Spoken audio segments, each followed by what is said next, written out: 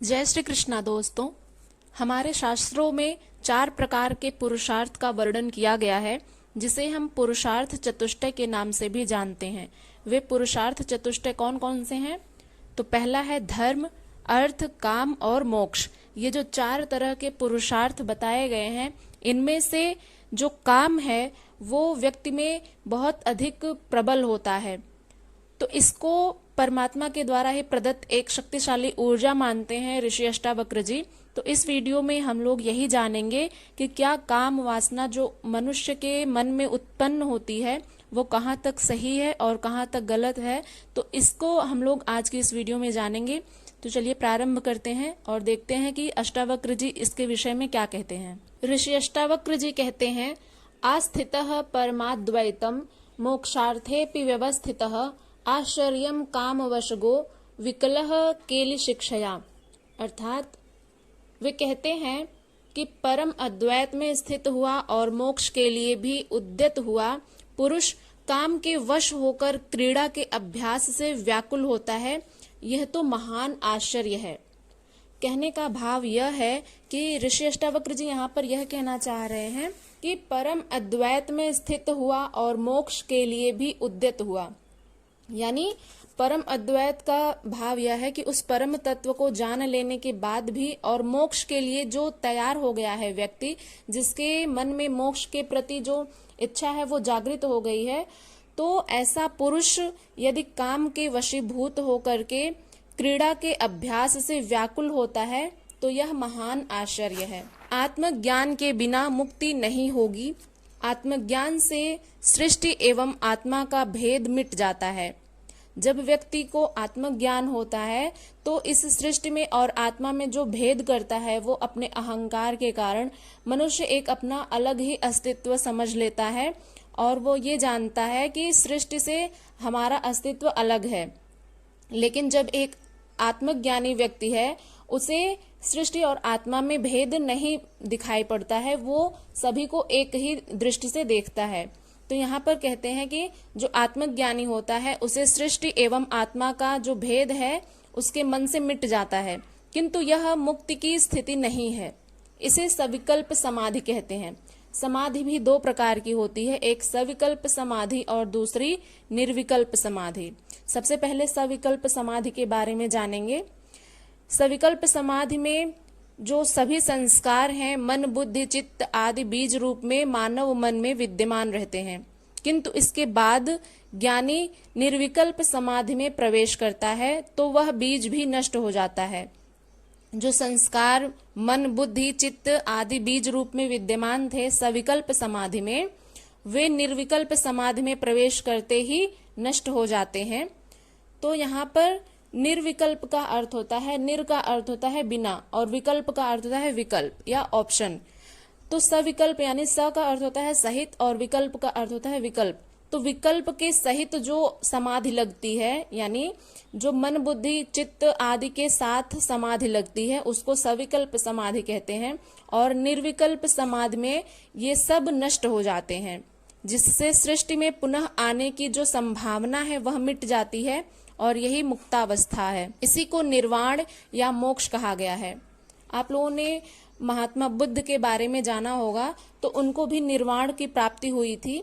तो निर्वाण यही होता है कि निर्विकल्प समाधि में जब मनुष्य पहुंच जाता है तो वह उसकी मुक्तावस्था होती है और वहीं से उसको जब आत्मज्ञान हो जाता है तो वह इस सृष्टि को समझ लेता है, परम तत्व को जान लेता है। उसके बाद उसको निर्वाण की प्राप्ति हो जाती है। इसी को मोक्ष भी कहते हैं। अष्टावक्र जी इसीलिए जनक से पूछते हैं कि तू परमात्मा अद्वैत में तो स्थित हो गया है और मोक्ष के लिए उद्यत है, अर्थात पूर्ण रूपेण तैयार है। इसका अर्थ है कि तुझे आत्मज्ञान हो चुका है और मुक्ति अभी शेष है। यह सविकल्प समाधि की स्थिति होती है। सविकल्प समाधि की स्थिति किस प्रकार से होती है कि आत्मज्ञान तो हो गया है लेकिन मुक्ति जो है वो अभी भी शेष रहती है। ऋषि अष्टावक्र जी राजा जनक से कहते हैं कि ऐसी स्थिति में पहुंचकर भी तू काम क्रीड़ा के अभ्यास से व्याकुल है, यही आश्चर्य है। अष्टावक्र जी यह जानना चाहते हैं कि शिष्य की काम के प्रति जो व्याकुलता है वह नष्ट हुई है या नहीं।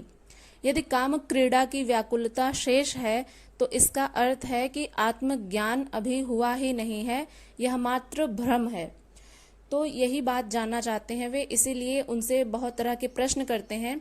अगले सूत्र में ऋषि अष्टावक्र जी कहते हैं, उद्भूतम ज्ञान दुर्मित्रम अवधार्याति दुर्बलः आश्चर्यम काममाकांक्षेत कालमनंत मनुश्रितः। अर्थात काम को उद्भूत ज्ञान का शत्रु जानकर भी कोई अति दुर्बल और अंतकाल को प्राप्त हुआ पुरुष काम भोग की इच्छा रखता है, यह महान आश्चर्य है। वे कहते हैं कि वासनाएं तो अनेक प्रकार की होती हैं, लेकिन उनमें जो काम वासना मनुष्य में सबसे तीव्र होती है। अन्य वासनाओं को तो छोड़ा भी जा सकता है, किंतु इसे सामान्यतया छोड़ना अति कठिन होता है। अनेक ऋषि मुनि, साधु, सन्यासी, योगी, भक्त, तपस्वी, साधक और ध्यानी कोई भी इससे मुक्त नहीं है। यह देवताओं तक का पीछा नहीं छोड़ती है। यह काम एक शक्तिशाली ऊर्जा है जिसे दबाया या नष्ट नहीं किया जा सकता, किंतु इसका रूपांतरण अवश्य किया जा सकता है। इसे परिष्कृत रूप में विकसित किया जा सकता है। यह संपूर्ण सृष्टि काम के द्वारा ही उत्पन्न हुई है। यह शक्ति ईश्वर प्रदत्त है, अतः हेय नहीं है, किंतु इसका उपयोग वासना के रूप में करना हेय है। अष्टावक्र जी इन 3 सूत्रों में काम में आसक्ति के प्रति जनक को सचेत करते हैं। वे कहते हैं कि अत्यंत दुर्बल एवं मृत्यु के निकट पहुंचा हुआ व्यक्ति कभी काम भोग की इच्छा नहीं करता है, किंतु ऐसा व्यक्ति भी यदि उसकी इच्छा करता है तो यह आश्चर्य ही है। इसी प्रकार यह काम उस व्यक्ति का महान शत्रु है जिसमें नया नया ज्ञान उद्भूत हुआ है, क्योंकि जन्मों जन्मों से जिस काम वासना का भोग के रूप में उपयोग किया है, वह एक क्षण में आत्मज्ञान होते ही छूट कैसे सकती है। यहाँ पर क्या आप लोग समझ पा रहे हैं कि अष्टावक्र जी क्या कहना चाह रहे हैं? वे ये कहना चाह रहे हैं कि मनुष्य अपने जीवन में जिन भी वासनाओं में या फिर जिन भी संस्कार में पला बड़ा होता है, अंत समय में भी वह उन्हीं संस्कारों में बंधा रहता है। तो यदि उसे आत्मज्ञान की अनुभूति हो जाती है किसी गुरु के उपदेश को सुन करके, किसी ऋषि के वचन को सुन करके, तो क्या उस आत्मज्ञान की अनुभूति होते ही वो जो जन्मों जन्मों का संस्कार है, क्या वो क्षण भर में ही मिट जाता है? जिस प्रकार से राजा जनक ने मेरे वचन को सुना और वे कहते हैं कि मुझे आत्मज्ञान हो गया है, तो क्या ऐसा हो सकता है कि क्योंकि राजा जनक भी एक सांसारिक मनुष्य ही हैं, तो जिस प्रकार से सांसारिक मनुष्य काम वासनाओं में लिपटा हुआ रहता है, तो उसी प्रकार से जो राजा जनक हैं, तो राजा गण जो होते हैं, राजा लोग भी, वे भी तो बहुत तरह के काम भोग और वासनाओं में ही लिप्त रहते हैं। तो यही बात जानना चाहते हैं अष्टावक्र जी कि ये तो राजा हैं और इनकी कामासक्ति इनके मन में भी होगी, तो क्या मेरे उपदेश को सुन करके ये जो जन्मों जन्मों का इनका संस्कार बन गया है कि सांसारिक भोगों को भोगना है, तो क्या मेरे वचन को सुन करके क्षण भर में ही इनको आत्मज्ञान हो गया और वे जो जन्मों जन्मों के संस्कार थे क्या वे मिट गए? तो इसी बात को वे जानना चाहते हैं। तो क्योंकि आत्मज्ञान तो एक क्षण में हो जाता है, किंतु चित्त की वृत्तियों को छोड़ने में थोड़ा समय लगता है। जब ये पूर्ण रूप से छूट जाती हैं तभी होती है मुक्ति। जिस तरह से प्रकाश और अंधकार एक साथ नहीं रह सकते, या तो प्रकाश ही होगा या अंधकार ही, इसी प्रकार से ज्ञान और संसार, ज्ञान और काम, ज्ञान और वासना एक साथ नहीं रह सकते। या तो ज्ञान रहेगा तो संस्कार, काम और वासना ये सब नहीं रहेंगे। यदि ये हैं तो इसका अर्थ है कि ज्ञान हुआ ही नहीं है, मात्र ज्ञान का भ्रम ही हुआ है। इसीलिए ज्ञानी कहता है कि संसार माया है, मिथ्या है, भ्रम है, किंतु अज्ञानी को यह ज्ञान ईश्वर, परमात्मा, आत्मा, ब्रह्म आदि स्वप्नवत, कल्पनावत और मायावत एवं भ्रम मालूम होते हैं। आत्मज्ञान की इसी कसौटी पर अष्टावक्र जी जनक को कसते हुए पूछते हैं कि तुझे आत्मज्ञान हो गया, ऐसा ज्ञात होता है, किंतु इस ज्ञान की स्थिति में तूने जान लिया कि यह काम उद्भूत ज्ञान का शत्रु है। यह जो काम वासना होती है, यह उद्भूत ज्ञान का ही शत्रु होता है।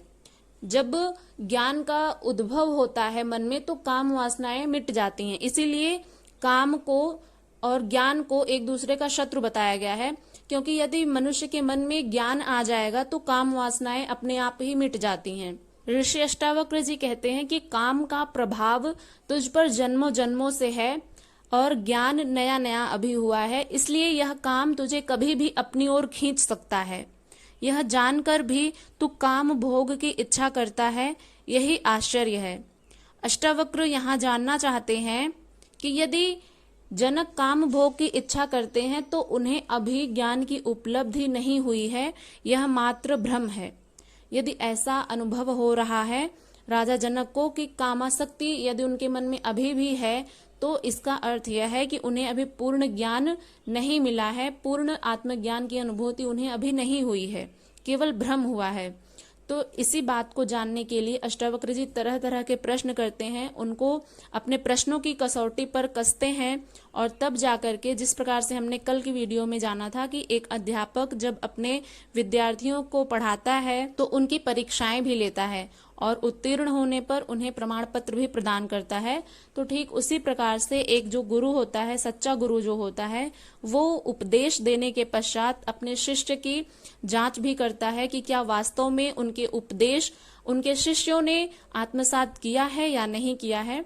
तो यही बात ऋषि अष्टावक्र जी भी जानना चाहते हैं कि क्या राजा जनक को सच में वास्तव में आत्मज्ञान हुआ है या नहीं हुआ है, केवल भ्रम हुआ है।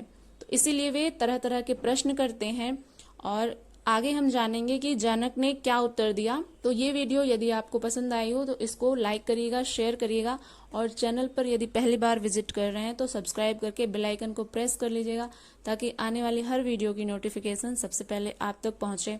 मिलते हैं नेक्स्ट वीडियो के साथ, तब तक के लिए अपना ध्यान रखिएगा। हरे कृष्ण।